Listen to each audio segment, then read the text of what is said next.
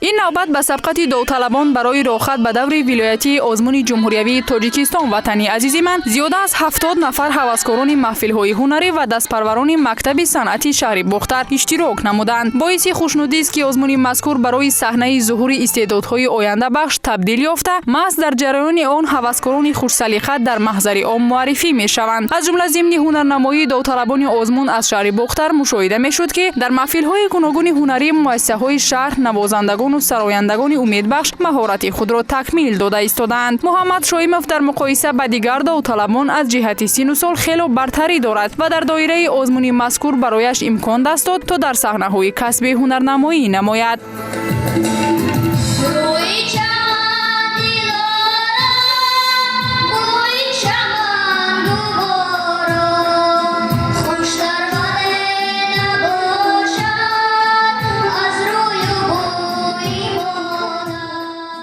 من از روی نامیناسیای سرانندگی ژانر انعنوی برآمد نمودم. این دویم آزمون جمهوری است که با سرودخوانی اشتراک میکنم و امیدوارم با مهارت خود موفق میگردم. اگر چنین آزمون‌ها زیاد شود، امید است که نسل نو از جوانان ما با مهارت و ملکه خویش در رشد و نموی تاجیکستان عزیز سهم نظارت خویش را میگذارند. در واقع آزمون جمهوری تاجیکستان وطنی عزیز من به هزارها نفر نوازندگان و سرایندگان به مثال محمد شایموف امکان پذیر گشته است که از سطح محل تا صحنه‌های هنری جمهوری نزد استادان صنعت و هواداران صوت و نوا هنر و مهارت والای خویش را به حاضرین نشان دهد. فعلا در میان اشتراکچیان آزمون نوازندگان امیدبخش ممتاز قریب تمام نمود اسباب‌های موسیقی مشاهده می‌گردید که این از فعالیت خوب محفل‌های هنری و مکتب صنعتی شهر بختر درک می‌دهد.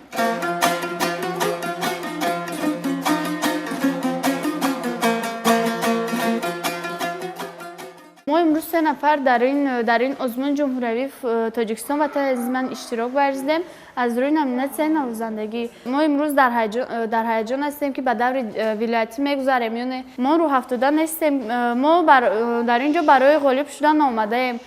ما برای سرقل دادن هنر و استعداد خود آمده ایم و من به دیگران توصیه میدهم که در این آزمون‌هایی که برای ما نورستان پیشکش نمودن آمده اشتراک ورزند. دوام یک روزی سبقت هوسکاران در شهر بختر 38 نفر بهترین ها از میان شماره زیادی اشتراکچیان برای ادامه سبقت در دورهای ولایتی و جمهوری آزمون تاجیکستان وطنی عزیز من را خط گرفتند.